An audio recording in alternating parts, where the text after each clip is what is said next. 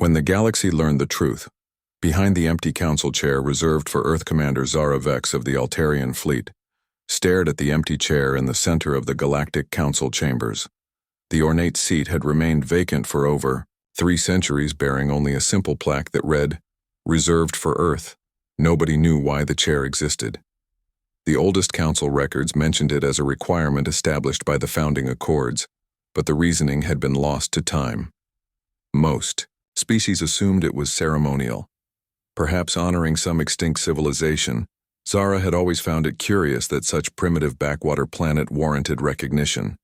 Her own people, the Altarians, were master strategists who had conquered dozens of systems. The Zephyrians possessed technology that could manipulate space itself.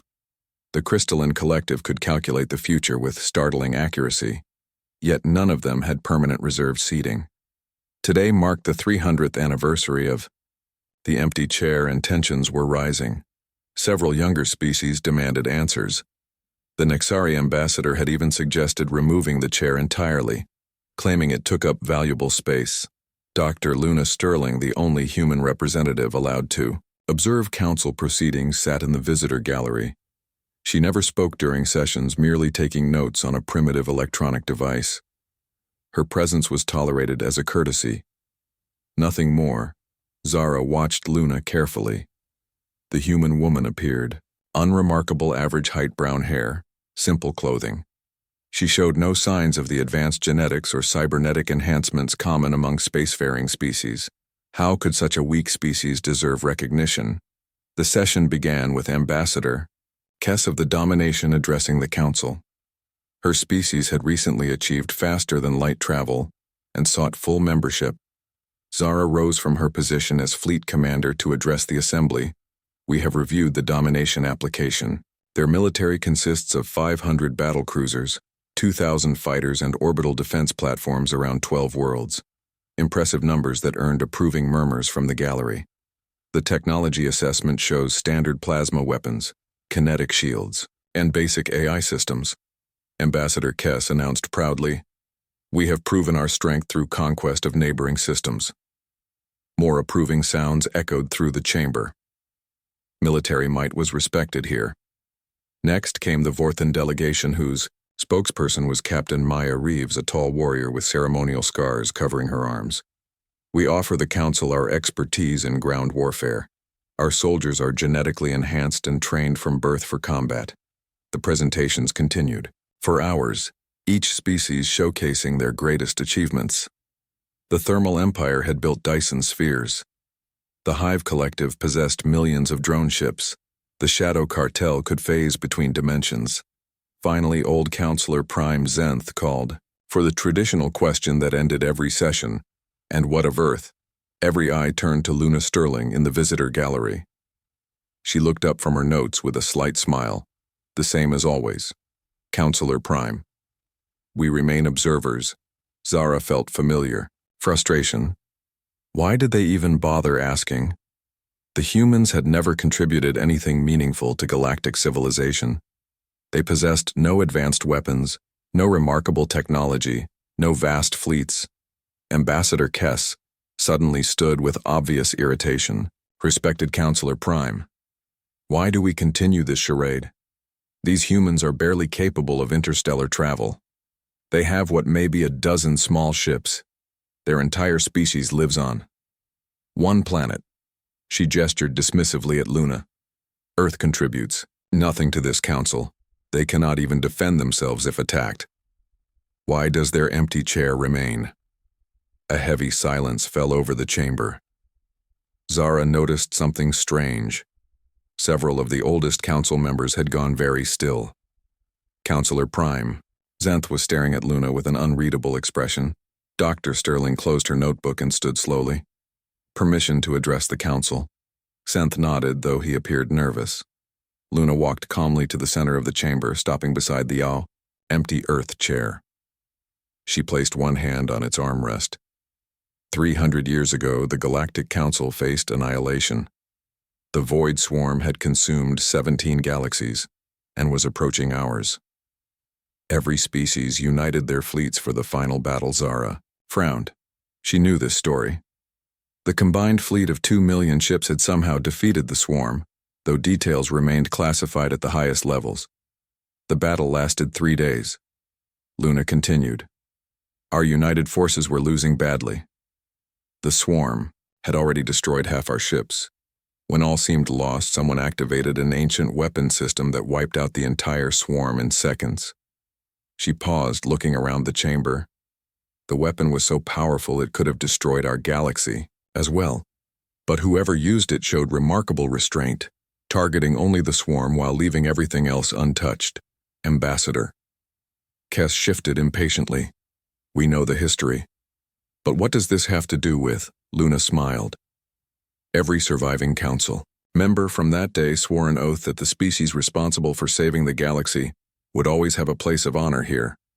That chair exists because the founding accords require it. The chamber erupted in confused voices. Several representatives demanded to know which species had possessed such a weapon. The Altarians claimed they must have built it. The Zephyrians insisted their technology was responsible. Luna raised her hand for silence. Counselor Prime Zenth slowly stood his ancient form. Trembling, Commander Sterling, would you please show them? Zara felt ice in her veins. Commander Sterling. Luna reached into her simple jacket and withdrew a small device, no larger than her palm. She held it up for everyone to see. This is a standard human emergency beacon. Every human ship carries them. She pressed a button. The chamber suddenly filled with holographic displays showing thousands of ships surrounding the entire system. Human vessels appeared from nowhere, their sleek designs unlike anything Zara had ever seen, advanced beyond imagination. Captain Amy Rodriguez of the Terran Defense Force reporting, came a voice from the flagship. A woman appeared on the main screen, wearing a uniform that seemed to shimmer with integrated technology. Have the system secured, Dr. Sterling? Any problems? Just a demonstration. Captain Luna replied calmly. They needed to understand. Luna turned to address the stunned council. The weapon that destroyed the Void Swarm was not built by any galactic species. It was a human creation. We chose not to use our full capabilities that day, but we were prepared to do whatever necessary to protect our galactic neighbors. She gestured to the massive fleet surrounding them. This is 1% of human military capability. We maintain hidden bases in every system. We have technology centuries ahead of anyone else. We could have dominated the galaxy long ago. Ambassador Kess had gone pale. Why hide this? Luna sat down in the Earth chair for the first time in centuries. Because conquest was never our goal. We prefer to watch and learn. We intervene only when absolutely necessary. The Void Swarm was one such time. She looked directly at Zara. The Altarians are excellent strategists, but they have never faced true desperation. The Zephyrians have impressive technology, but they lack the innovation born from adversity. Every species here grew strong by conquering others. Humans grew strong by surviving. Captain Rodriguez's voice came through the speakers. Again, Dr. Sterling, the Council fleet is attempting to form a defensive formation. Should we be concerned? Luna chuckled. Not at all, Captain. They are simply trying to process what they have learned today. Please return to patrol. Status. Understood, ma'am. The human ships vanished as quickly as they had appeared. Zara finally found her voice. How long have you been watching us? Since before this council existed, Luna answered. Every species that develops space travel is observed until we determine their intentions. Most pass the test by joining the galactic community peacefully, and those who do not pass, Counselor Prime Zenth asked, though he seemed to already know the answer. Luna simply smiled, leaving the question hanging in the air. The chamber remained silent for long minutes as the implications sank in. Humanity had been the galaxy guardians all along. The empty chair was not ceremonial. It was practical. A reminder that some powers preferred to lead from the shadows. Finally, Ambassador Kess spoke, again her voice much quieter now. What happens next? Luna stood from the Earth chair and returned to the visitor gallery. Same as always. We observe and learn. When you need us, we will be here. Until then, the chair remains empty. As the session ended, Zara realized the truth that would reshape galactic politics forever. The most dangerous species in the galaxy was also the most peaceful. And that combination made them absolutely terrifying to those who understood what it meant. The empty chair had never been empty at all.